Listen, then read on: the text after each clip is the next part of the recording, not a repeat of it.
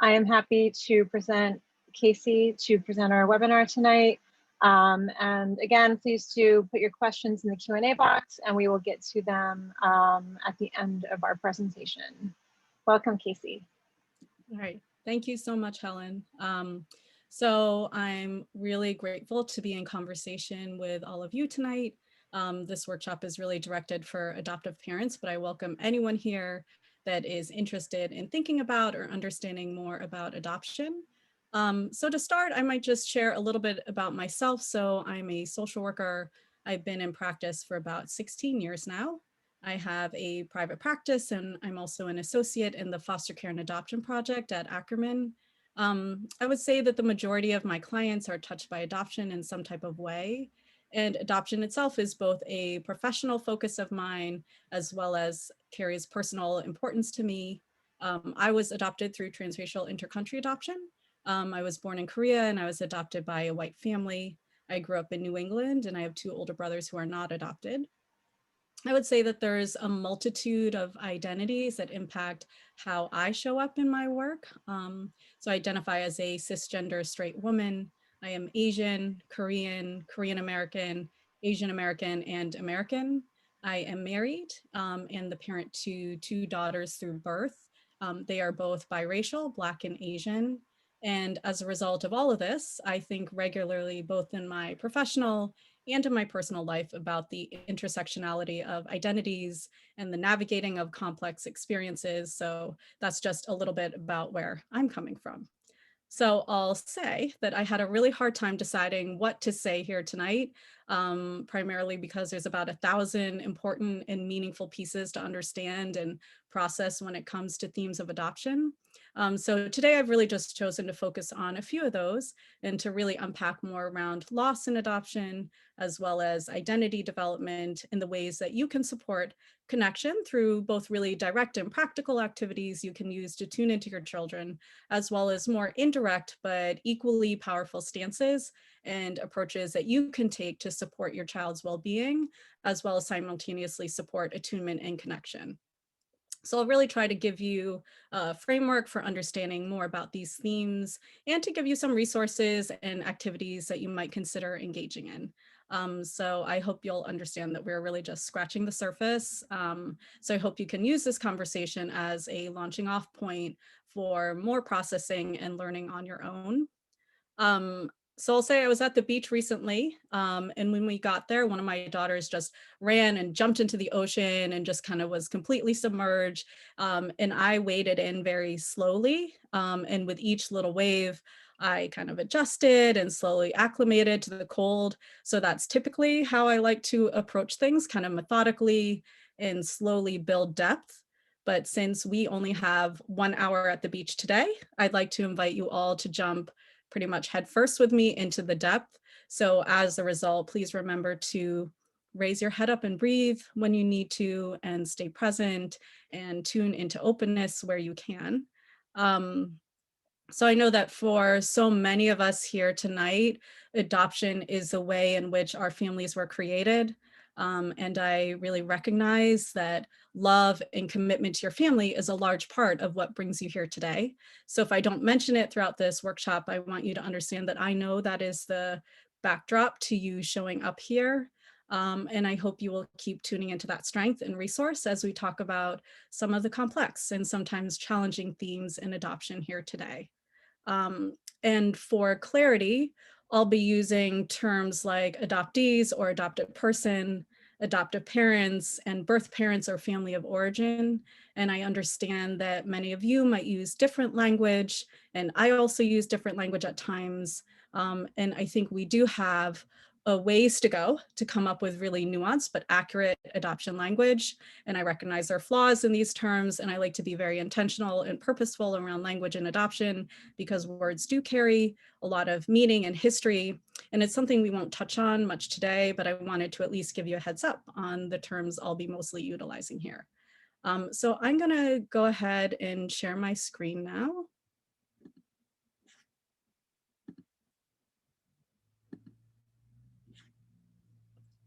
Okay, so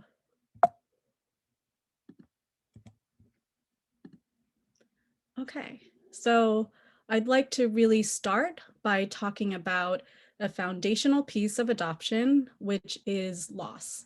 And as unpleasant as it might be to think about this, adoption does begin with loss, and it wouldn't exist without loss. So over 30 years ago, Deborah Silverstein and Sharon Kaplan wrote an article about the 7 core themes of adoption. And one of the themes they wrote about was loss. And they wrote about the role of loss for the quote unquote adoption triad. So adoptees, adoptive parents, and birth parents. And today I'll be really talking more about the loss for adoptees, but I'd encourage you to read their work, which is short and very accessible read and is a really helpful introduction to thinking about adoption themes. So what is lost? So what's lost for adoptees? Well, birth parents, birth siblings, birth family, family of origin traditions and stories, birth history, family of origin ancestry, medical records, being raised in a family with racial mirrors and or biologically related. And then for intercountry adoption, birth culture, birth country, and birth language. And I think although we all logically understand that these losses exist for adoptees, it's sometimes important to take a step back and remember and feel how profound a loss those are. And in fact, these losses can be continuously felt and ongoing. And I say this not to be negative and pessimistic, but because this is just real. And we know this from research and studies and the input and labor from adult adoptees sharing their experiences. And I think when we can all remember, oh, this is a real loss with impact, it can help us all to understand and make sense and meaning of why adoptees might react in certain ways to relationships or to change and transitions or to themes around control. And it makes sense in this context. And I just want to reinforce that whether a child was adopted at 1 day old or 7 years old, these losses still exist. Kacy, Yeah. can I just ask a quick clarifying question? Someone had asked, what are racial mirrors, which is a term you used in that slide? Oh, thank you. So I'm going to be talking about that a little bit more later on, but basically racial mirrors are having relationships, having people in your life that share the same racial identity, so that mirror your same racial identity. And so we'll talk more about that later on, but thank you for the question. Okay, so ambiguous loss. So Pauline Boss wrote a book about ambiguous loss, which I think describes some of the nuance of this type of loss for adoptees. So ambiguous loss is when a person is considered physically present but psychologically absent, like a loved one with dementia, or someone is psychologically present but physically absent, like if a family member was missing in action at war.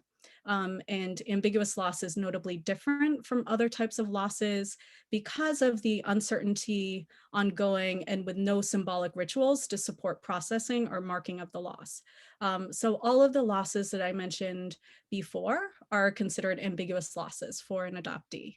And then I would also argue that loss in adoption is even more complicated because adoption in our society is often rewritten as celebratory and lucky.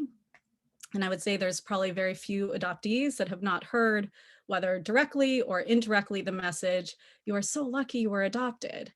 And these messages will, I think, often spread with best intentions and sometimes with love, can be incredibly confusing for adopted children who have experiences of loss and may feel very complex layers of grief, but may not feel permission to feel or express this if they have internalized a message that instead of grief being a normal response to loss, they should feel lucky instead. So Katie Napsker is a therapist and a transracial adoptee in Massachusetts who wrote about some other intangible but very impactful losses that exist for adoptees. And she really wrote this book for adoptive parents of teenagers. So she noted these 8 additional losses. So loss of continuity, loss of safety, loss of control, loss of closure, loss of trust in adults, loss of innocence, loss of worth, and loss of accountability. So I'll really be just touching on 2 of them today. I think if you're curious about her thoughts on the others, I'd really highly encourage you to purchase her book. So the first one that I'm going to talk about is loss of continuity. And I'll talk more about cutoffs in separate lives when I talk about identity development a little bit later on. But the way that I see this kind of show up for some of the clients that I work with are these questions of, how do I know where I'm going if I don't know where I'm from? Or how could you build a house if you don't know what the foundation is? And then the next loss that I'm going to touch on is the loss of control. And this is something I hear quite a lot about when working with adoptees or adoptive families.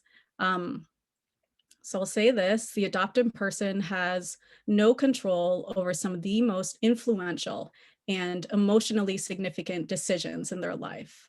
So kids at 4 or 5 years old often begin to understand cognitively that being adopted means their birth family couldn't or didn't raise them, and that families can be separated permanently.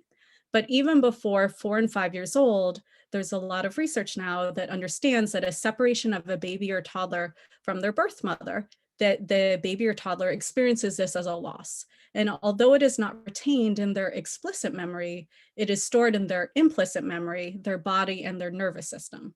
So a 2-year-old might fight for control without direct memories they can recall of loss, but because this fear of loss or fear of being out of control is stored in their implicit memory. So a natural feeling, I think a natural reaction to feeling out of control for any of us might be to get in control in ways that you can. And I think this makes sense to me. So fighting to get control is a normative, adaptive coping mechanism in response in these situations. And it's a pretty understandable survival technique. And so I'm not saying it works well in relationships, but when someone describes a person, and particularly a child, as manipulative, the first question that runs through my mind is, what is it that is so terrifying for that child about being out of control, that the child needs to be in control of everything? So for adoptees, all of these losses can lead to a question of, who am I? And even, how can I trust myself? And so these are some of the questions that I have heard, whether directly or indirectly, from adoptees. So like, should I feel how I'm feeling? If I want to be loved, why do I push people away? Can I be perfect enough that my family won't see my bad side? So parents can provide support in the face of loss. So there's a lot to say here, so we're going to stay on this topic for a little bit. So now that we've explored a bit of the experience and impact of loss, what do we do? So there are some particular things and some stances that I think parents can take to provide a family culture that supports their children in navigating loss. And there are certain ways that parents can provide almost like rights to their children that really help build connection and attunement and support for their child. So I want to think about this as creating a family culture that embraces these rights.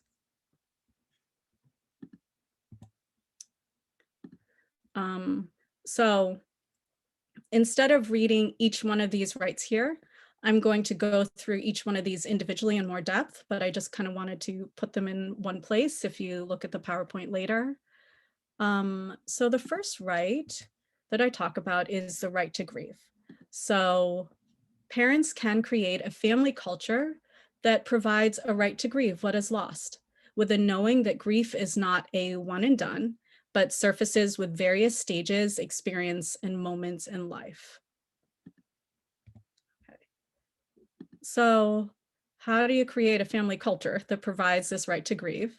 I'd say to start off with, just simply providing permission to grieve, understanding it, recognizing it, validating that a normal response to loss is grief are all really important foundational steps to empowering your children to process these adoption losses. And this might sound logical, but I think we can often get wrapped up in the day-to-day or crisis of the day that we forget the framework and real understanding of the emotional impact of loss. So in adoption, where cutoffs are such a painful part of just being an adoptee, as parents, you can support your kids in not cutting off their emotional experience too. So I think of parents and you having an amazing role where you can first and foremost acknowledge the loss and adoption and give space and permission and invite and initiate processing of this experience. Um, so I understand that some of the adoption losses are held in our implicit memory and carried in our bodies and nervous systems. So kids likely would not know how to talk about it or know what it means, but might readily and routinely react to it. So as parents, you can make sense of it, put words to it, and support your kids in feeling okay and having complex feelings and reactions. And we'll talk a bit more about what that looks like.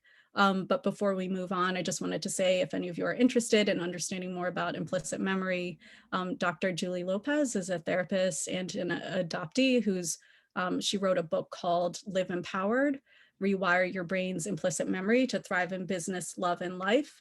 And it's really written for adults, but she refers to adoption themes throughout the book as well. So I think the next step is acknowledging what is lost and then validating feelings first. So as a parent myself, I am very uncomfortable when my kids are in pain and I want to take it away and protect them. So I'd say as a result, when your child is expressing or responding to loss, we might want to reassure them by saying things like, but look at all these good things, or, but I love your hair is beautiful, or you have so many other good friends though. But your child will likely take your quote unquote reassurance as, oh, you don't get me, or you don't trust me, or you're not aligned with me here.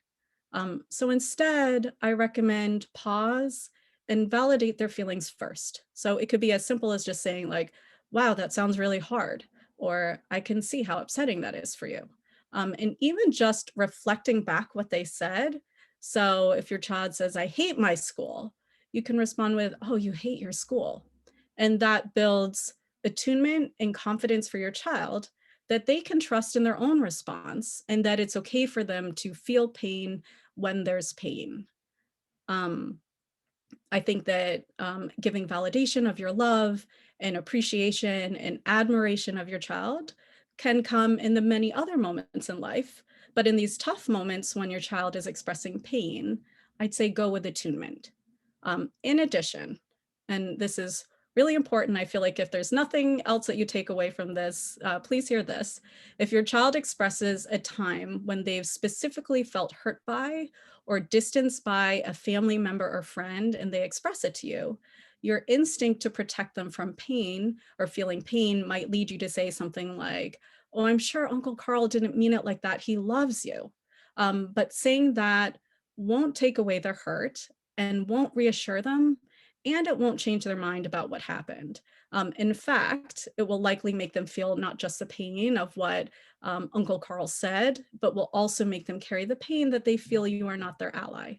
So I feel like instead you can channel your protective feelings towards aiding your child in processing their experiences within a contained and caring interaction. So to me, that looks like get curious and help them process it. So ask what their experience was. How did that feel to them? And have they ever felt that way before? Or do they need something from you? And all of that helps to build attunement and connection. Okay, so we know as a society that rituals for mourning and rituals for celebration are important. In various cultures throughout the world, there are annual holidays to honor ancestry and the dead, marking that grief and acknowledgement isn't just a one and done, but should be returned to. So I think like Dia de los Muertos in South and Central America or Chuseok in Korea. So I think for adoptive families, marking loss, some of these rituals can be as simple as lighting candles or some other type of acknowledgement for birth parents on Mother's Day, Father's Day, birthdays, or New Year's. It could be sending messages in a bottle out to sea every summer about what they would want to say to their birth parents. It could be writing down or drawing all the painful feelings and then shredding them or tearing them up or lighting them in the fire. It could be planting a tree that comes from their birth country or area of their ancestry and measuring its growth each year.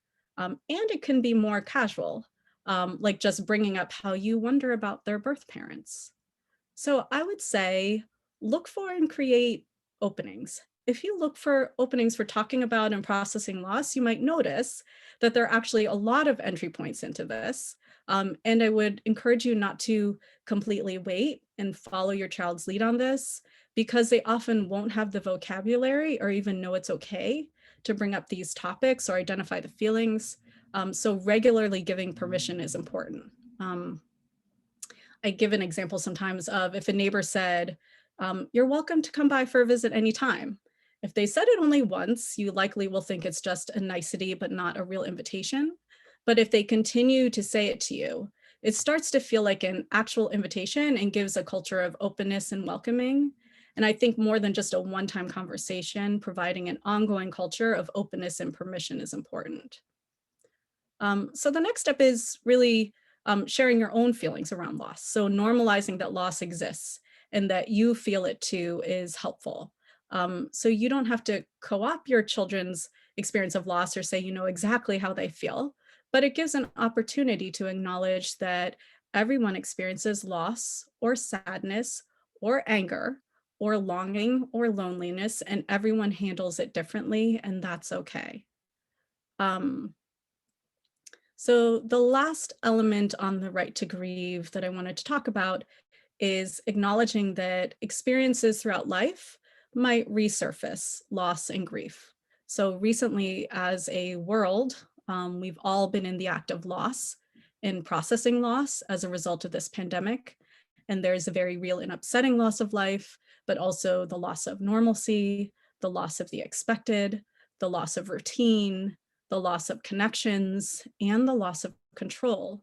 And despite that things might be returning to a semblance of the world we knew before COVID, we are all permanently changed and impacted by this year. So some of these losses in COVID can surface familiar feelings in and around adoption loss. So approaching this year with compassion and understanding and a real recognition that this year may be even more complicated for an adoptee than just what is on the surface. So before going on to the next right, I know that some of you may feel hesitation or blocking or even skepticism around what I'm saying or recommending. And if you were in the room with me, I would want to know and understand what your hopes and dreams are for your family and your child, and what worries or fears come up for you. So I'd really encourage you to think about these things if there's anything that I say today that brings forward hesitation. Okay, so moving on to the next one. So parents can create a family culture that provides a right to as much of a comprehensive narrative about their life as can be known and developed. So in this, I really emphasize openness and transparency. So to combat uncertainty and unknown, to put it really simply, knowing is better than not knowing. So birth history really helps to fill in the blanks where possible. So in an age appropriate way, please share this information. I know parents sometimes worry that the information they do have is upsetting, or they worry their child will feel tainted or there's something wrong with them if they learn something upsetting about their birth parents or birth history. And I would just say that there's nothing more painful than the already existent baseline narrative of adoption for an adoptee, of just knowing that my parents of origin chose to or could not raise me. So filling in the blanks at least helps to make sense of it, which at least provides context and some level of grounding. So obviously do this in an age appropriate way, but I really believe that by adolescence in most cases, this information should be fully known by the adoptee. And in doing this together, you can provide the support for this process. So if you wait until the kind of arbitrary age of 18, they'll be doing a lot of the processing of this on their own. And I'll also say for adoptees who live in a world where there is a lot of information about themselves that is unknown in day-to-day life, missing pieces just generally can be triggering. So some adoptees may hate surprises. They might always want to know what's happening. They might like being in control so they don't have to worry about what's going to occur. So this is just a reminder that giving as many answers, being transparent, and providing clarity is really important to send more signals to their nervous system that it doesn't have to be on high alert at all time. Um, and then openness itself can provide some feeling of grounding. And I think that process helps to build more trust and more feeling of connection. Okay, so then the next right is the right to explore. So parents can create family culture that provides a right to explore, know, and be in community and relationships that reflect elements of identity that are unique or different from their parents. Okay. So the first thing I'll say here is that search is a natural response to loss.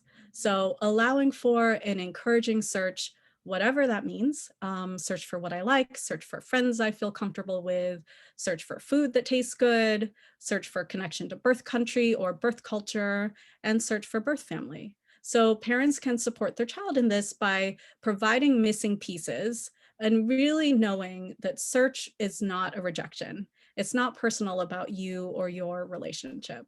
That search is just a natural response to loss. Um, Not to say that everyone wants to search, but that if someone does want to search, that it's a natural response to loss. And it doesn't take away or represent anything else other than it's a normative response to recognizing that this other relationship that is different from your relationship is missing or unknown. And then the next part of this is over the years with research, we have really grown to understand how important racial mirroring is for children to develop a cohesive sense of their racial identity. And again, to reiterate that racial mirroring is really the act of having people that reflect the same racial identity as yourself around you. So racial mirroring is not just important for transracial adoptees, but is beneficial, and I might even say an essential right for everyone of the global majority. I have a colleague at Ackerman who introduced me to the concept of cultural homelessness, which is a term that was initially developed to describe the experience and sensation for Black children who grew up in Black families, but who grew up in largely white spaces. And the cultural homelessness as a sensation of disconnection from a real internal grounded sense of cultural identity as a result of not being integrated and a felt sense of being a part of the larger Black culture and community. And for so many transracial adoptees, I have seen them really relate to this concept of cultural homelessness. And that doesn't mean that they didn't experience love and commitment and connection with their parents, but it does mean that a part of their identity, their race and culture of origin, didn't feel fully known to them. So maybe they felt more like a visitor to it, but not a part of it. So I just think like, let's use this research and knowledge from the older generation of adoptees to support younger adoptees in having a different experience around this. Um, I often see that adoptive parents might try and include books and dolls and art and food in their home that reflects their child's racial identity or culture of origin. And I know that requires effort and may have some impact, but I'm going to say the tough thing that that is not enough. The truth is that the impact of racial mirroring in community and relationships is essential, and the best way to encourage your child's cohesive sense of racial and cultural identity. I get this to some degree as a parent to two children who are biracial and identify as Black and Asian. And I don't know what it is like to be biracial or to be Black, but there are a lot of people that do because that's their lived experience. So I actively pursue and encourage and invite relationships for my kids and for myself that include biracial kids, Black kids, Asian kids, multiracial families, and other adults with these identities. So for adoptees, community building can be around both the identity of being adopted, so with other adoptees, as well as around their racial identity. So let's say for a Korean adoptee, with other Korean Americans who are not adopted. I've had some parents express that it feels performative or using families or people of color to seek out friendships. And I'll say to that all of us engage in relationships already with an unconscious bias of what and who is comfortable for us. So it's already a deliberate, although often unconscious choice to seek out friends and community of the same racial identity. And we just naturally gravitate towards people we resemble and or feel in common with. So I think authentically and consciously making a deliberate choice to build real relationships and find community for yourself and your child with a desire to make real connections with racially diverse communities is in some ways no more deliberate and biased than seeking out same race relationships. Um, I've heard some parents express fear that pointing out or bringing attention to difference will make their child feel ashamed or feel different and not belonging. And I want to emphasize how the truth is that the difference is real. And sometimes difference is painful, but difference doesn't have to be shameful. So not talking about difference, not acknowledging it, reinforces sort of a sense of secrecy and sends a message that there is something too uncomfortable or negative or shameful to bring into the light of day.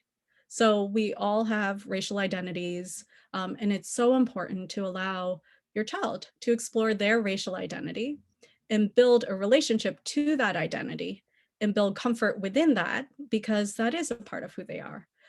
So some of this work can begin with your own exploration about your own racial identity. And if you are white, whiteness is a racial identity.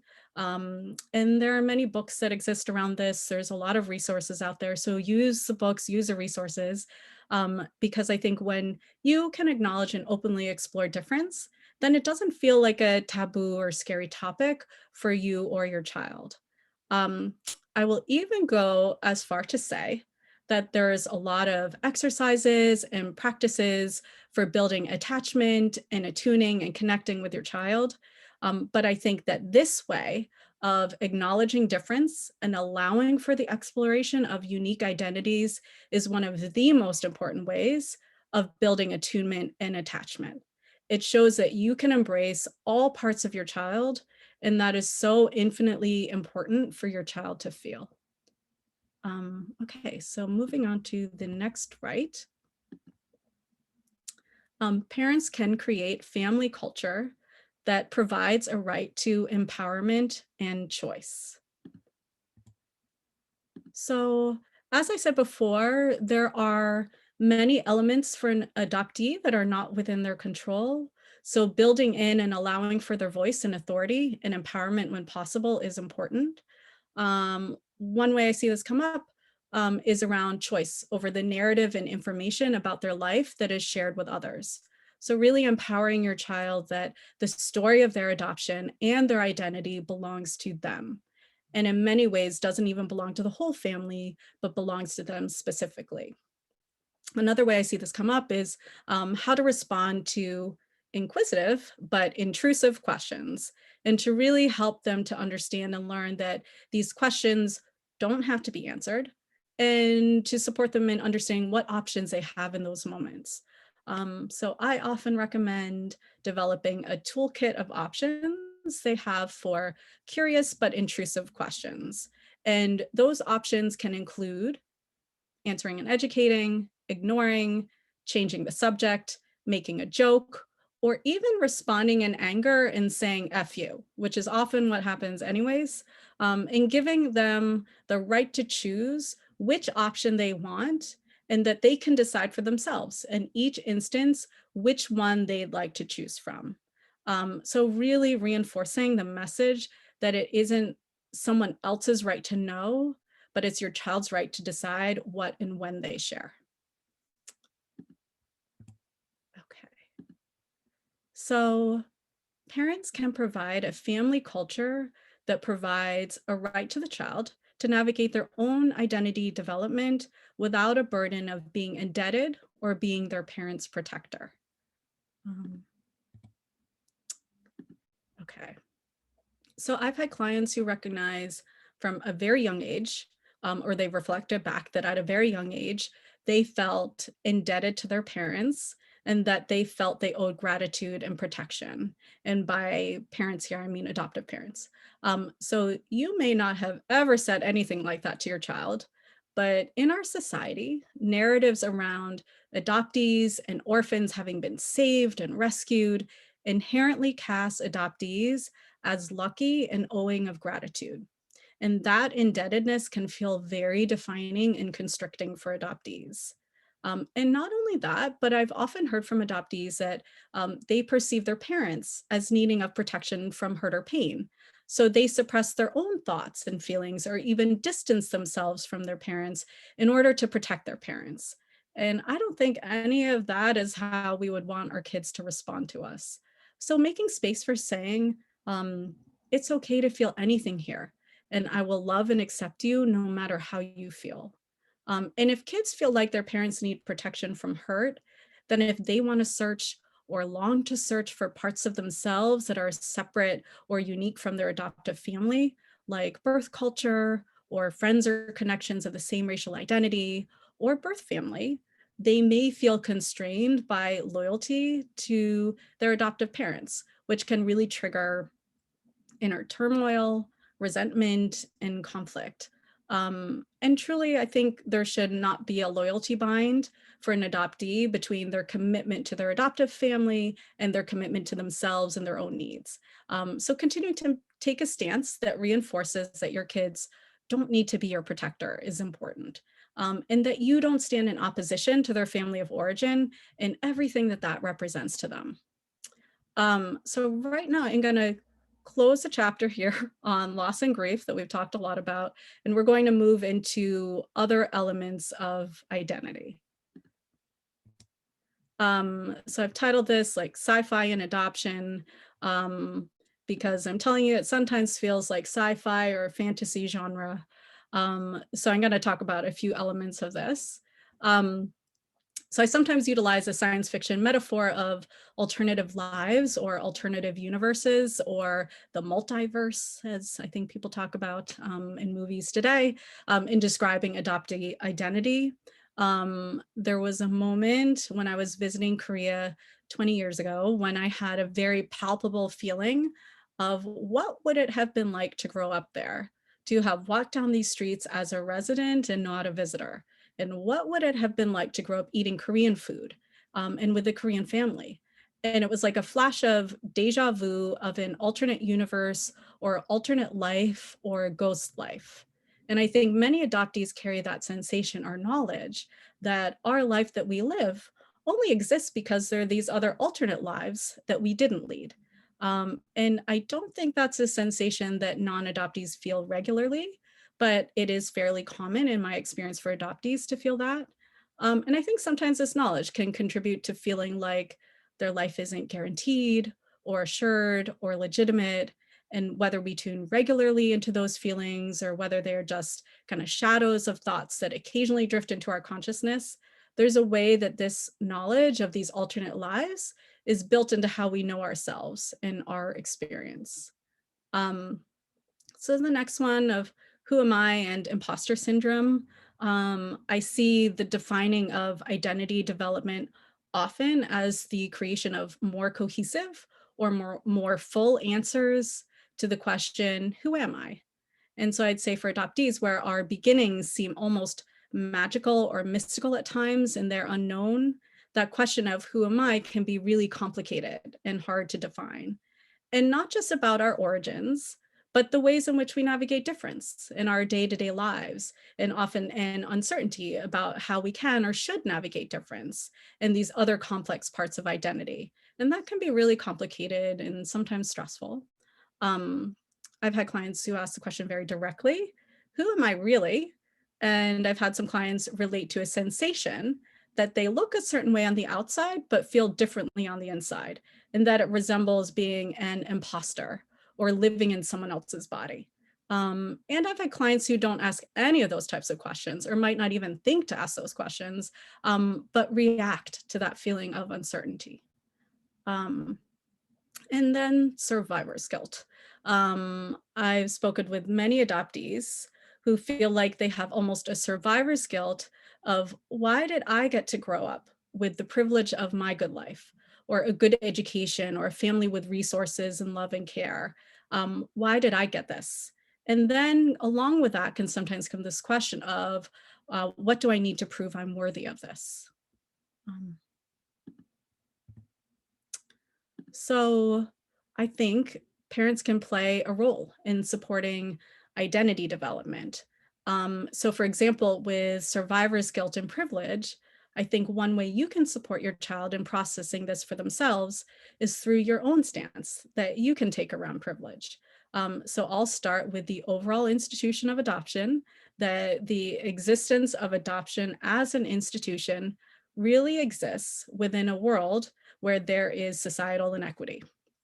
So for intercountry adoption, if we look at what countries have children that are placed for adoption and what countries have parents that adopt children, there is historical inequity in resources there. Or if we look at who adopts children and who has their children placed for adoption, there is largely inequity in terms of resources and privilege. And I do understand that there are exceptions to this rule, but this is largely the case.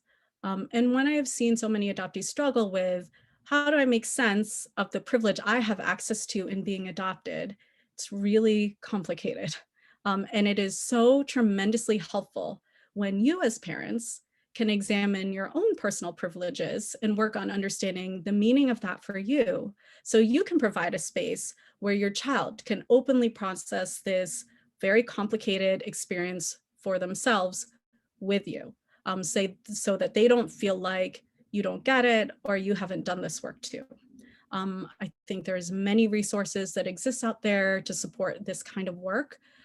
One book that comes to mind to me in terms of race-based work is My Grandmother's Hands, Racialized Trauma and the Pathway to Mending Our Hearts and Bodies, written by Resmaa Menakem, who is a therapist as well. So I'll cite it in the references in the back of this PowerPoint. And then in response to this larger theme, in the foster care and adoption project, we support adoptive parents in including in their story to their kids about why they were adopted, the language, your birth parents didn't have access to the resources they needed to raise you, and we do have access to those resources.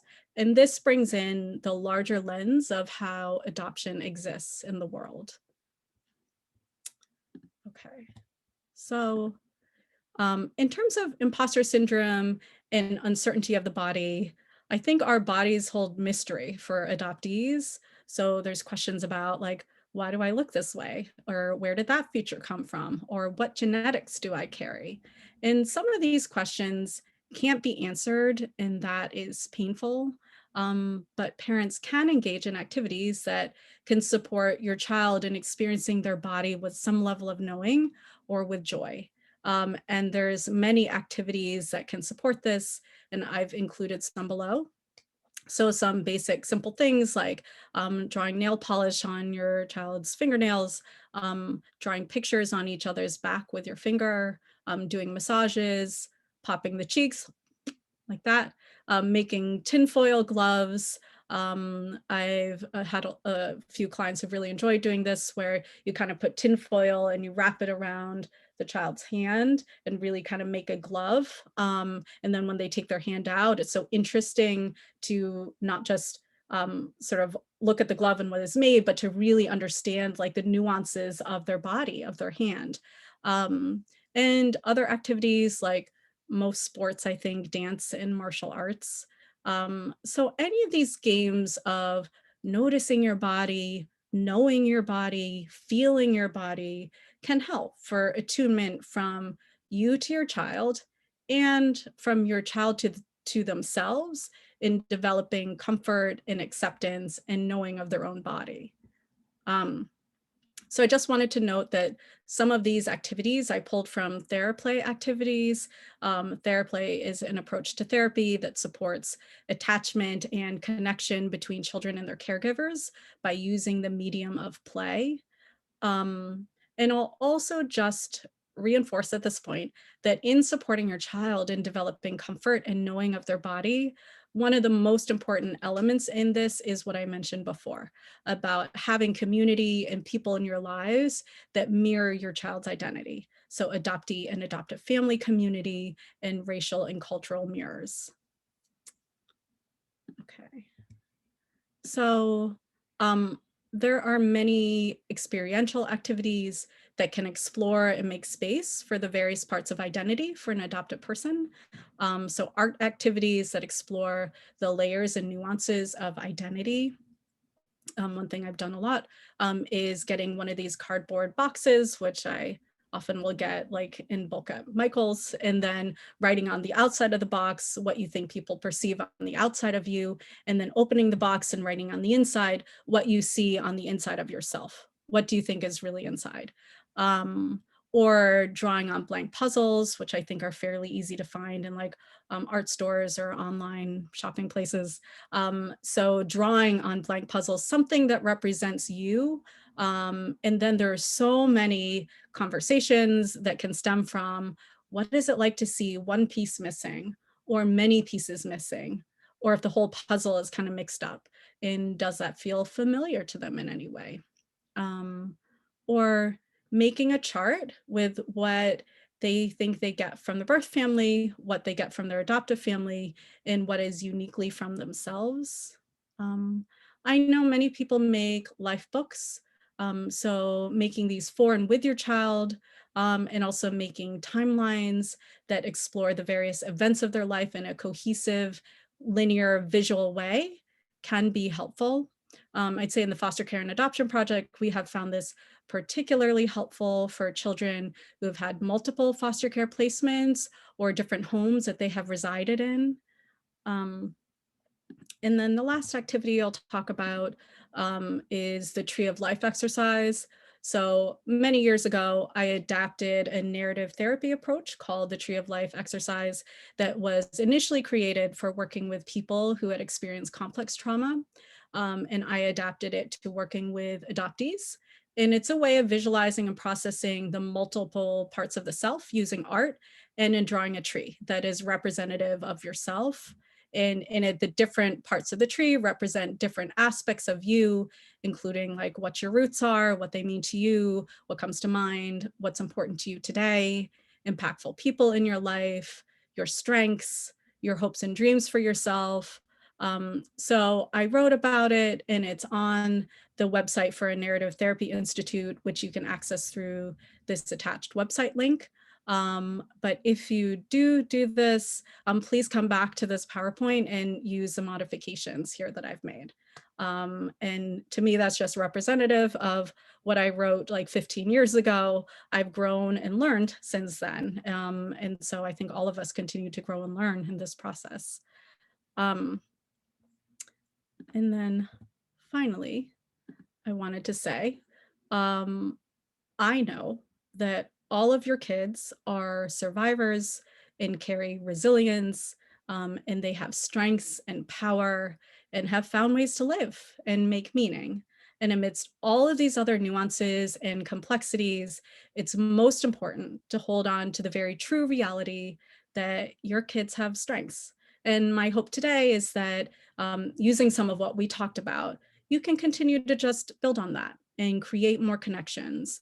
And I know parenting is challenging, and it brings forward day-to-day challenges, as well as more meta challenges of questioning, how can I show up as a parent in my best self? So I urge you to all tune into your own resilience and strengths as you keep moving through the joys and challenges and the reality of parenting. So then the last slide that for whatever reason I wrote in like the smallest font possible are some references. So these are some of the books and articles that I referenced today, and then just a couple others that I think are helpful and informative reads. So thank you for letting me just go on, and I think we maybe have a little bit of time for questions. So I'm going to stop sharing my screen. Kacy, thank you so much for such an amazing presentation. There's so many great resources. Yes, please do type in some questions in the Q&A. And also I did write in the chat, but know that we are going to be emailing the slides out to everyone. So you will have all of this, including that last slide with resources. So I do have one question, Kacy, this is going back to the theme of loss. So we have a question that just asks, if your child hasn't brought it up, loss, right? What age do you think is good to start finding openings? Thank you for that question. I think one thing that I really want to emphasize is how important it is that it doesn't have to necessarily be like one particular conversation, and your child doesn't have to talk about like having loss or feeling loss. And that's sort of why like this idea or this concept of family culture is really helpful to me, because I think that when you can create a culture where there's openness and acceptance around it, when you can talk about loss, when you can create rituals, that it allows for there to be just an openness and fluidity in that. And then I would also say that, and then it allows for your child, if they do have particular things that they're thinking about, that they can bring up. But I also think that even prior to that, that being able to just allow for sort of just exploration and openness and talking about adoption, making sure that like the concept of birth parents or wondering about them, that that's not something that comes up later on, but is really integrated into early on. So like I was saying, that I think 4 and 5-year-olds can even understand about loss like cognitively. So I think even before that, start building in rituals, start doing, I think, work yourself on thinking about privilege and sort of these other larger concepts, so that it's already sort of integrated from an early age. And I think looking for openings is looking for openings at like 2 years old and 3 years old, that openings don't have to necessarily be lengthy conversations, but just noticing together, and just having these small moments of allowing for there to be the possibility to explore more around loss. So I hope that answers your question in some way. Great. We have another question. Do you have any activities or things to keep in mind for adoptive parents of a trans child?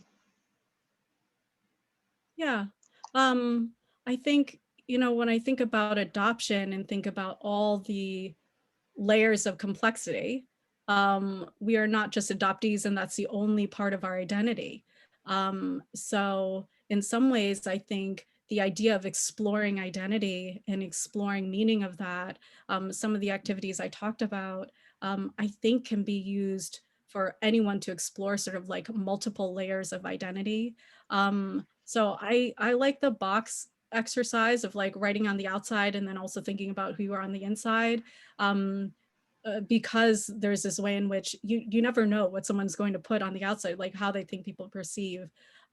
So I think that in some ways, like the tree of life exercise I talked about, or the box, or the puzzle, like any of that is really open to exploring. And I would say I've had clients that I've worked with who have felt like adoption was not the main part of their identity, that that was sort of like unique and different, that they wanted to explore, that there were other things that felt like more palpable and present to them.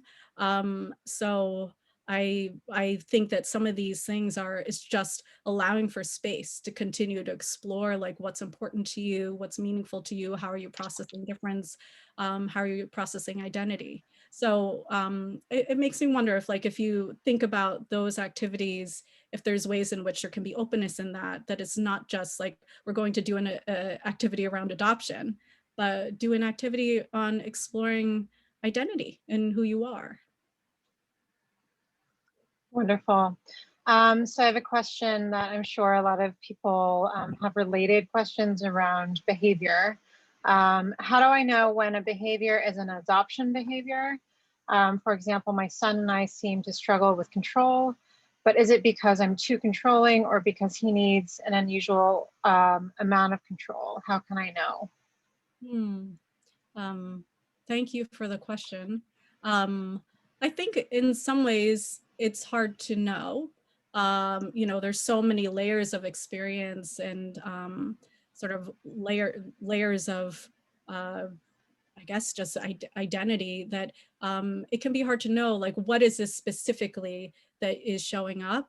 I would say that I have worked with families where the primary issue is there's just this behavior that's showing up, and the focus can become on that. And I really do think that all of these losses, um, there's no way in which they don't contribute to how somebody walks through the world. So I guess I will say that I think that some of what's showing up is the way that your child has internalized and understood the world and experienced the world, and some of that is through the experience of loss. So I almost feel like it's I don't know whether I should say this, but it's less important to understand, like, where did this show up from, as it is to really understand that there's no way that loss is not having an impact on your child's experience, that being adopted will have an impact on their experience in life. So I think, irregardless if your child is wanting to assert control, and that that is something that is incredibly meaningful to them, then it means that irregardless of why that's happening, that then you tune into that and then figure out, how do you work with that? How do you understand, like, what does control mean to them? And then and really tune into that. But I guess I would just say that I think that um, loss does have an impact, that there's no way that it doesn't, but that the way that it impacts someone might look different in different people. I'll say that I have, I think that feeling of loss or fear of loss or fear of loss of control or fear of the unknown, I've seen that affect people in wanting to be or in being perfectionists and wanting to do everything right, never making a mistake, being sort of quote unquote people pleasers. And I've seen it show up in people where there is sort of a pushing away of people. And it might show up in sort of what people might describe as aggression or anger. And I think all of those are, stemming from a similar experience and feeling, but just showing up and manifesting in different ways. And I will also say, like, I really think, coming back to that, trying to be in control is an adaptive response. Like, it makes sense. And I think when you can really remind yourself and come back to, oh, this makes sense. This makes sense why someone would do this, because it's very hard to be in relationship with a child who is trying to constantly control, when you are the parent and you're the authority in the home. And so I think sometimes just even coming back to that stance for ourselves of, okay, this is not that I am a terrible parent, or it's not that I'm so controlling, but for whatever reason, this is important to my child. And then take a step back and see how you can work with that. Awesome. Thank you, Kacy. I think we just have time for one more question. So are there particular templates for life books for very young children, like 1-year-olds, that begin to provide openings for pre-verbal understanding? Mm-hmm. There are a ton of templates online. I don't have any particular that I can pull up for you, but there are a ton of templates. And I would say templates for a 1-year-old, or just like what life books can look like for a 1-year-old. I think at a very young age, kids often really love hearing stories about themselves. So I think you can start it when they're really little. And it includes and should include information that you have about their birth history, or if they were born in a different country, sort of understanding about that they were born in this other country.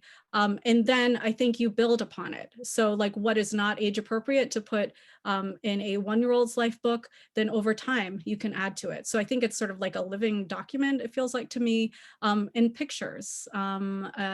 So it starts before your child.